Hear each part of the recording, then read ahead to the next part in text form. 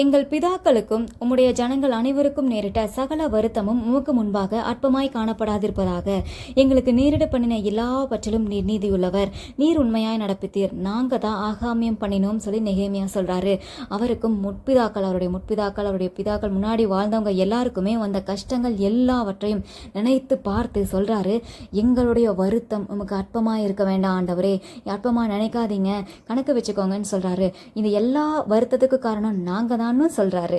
அவர் பண்ணின தப்பை அவர் ஒத்துக்கொள்கிறார். இதுக்கெல்லாம் நாங்க தான் காரணம், நாங்க தான் ஆகாமியம் பண்ணினோம், நீர் கரெக்டா தான் நடந்துகிட்டீங்க, நீங்க பனிஷ் பண்ணது கரெக்ட் தான் ஆண்டவர்கிட்ட அவர் சொல்றாரு.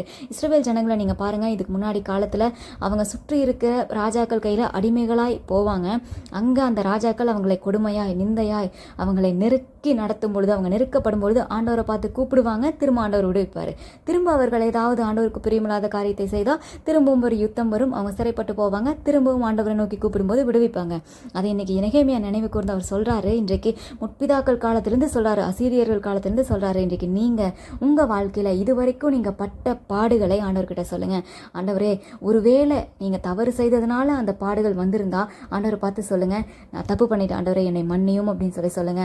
திரும்ப இந்த தப்பை செய்யக்கூடாதுன்னு கேளுங்க. ஒருவேளை ஆண்டவர் உங்களை சோதனைக்காக விட்டு கொடுத்திருந்தா இதிலிருந்து வெளியே வர உதவி செய்யுங்கன்னு கேளுங்க. கர்த்தர் உங்களை தப்புவிப்பார். நீங்க இதுவரைக்கும் பட்ட வருத்தங்கள் பாரங்கள் அவர் கணக்க வைத்திருக்கிறார். சீக்கிரமா நீங்க உங்க வருத்தங்கள் பாரங்கள் இருந்தெல்லாம் விடுதலை ஆவீங்க. கர்த்தர் உங்களை ரட்சிப்பார், உங்களுக்கு சீக்கிரத்தில் நன்மை செய்வார். யார் உங்களை அற்பமாய் நினைத்தாலும் ஆண்டவர் உங்களை ஒரு நாளும் அற்பமாய் நினைக்கவே மாட்டாரு. நீங்க அவங்கள பத்தி கவலைப்படாதீங்க, ஆண்டவரை நினைத்துக் கொள்ளுங்கள். சீக்கிரத்தில் கர்த்தர் உங்களுக்கு நியாயம் செய்வார்.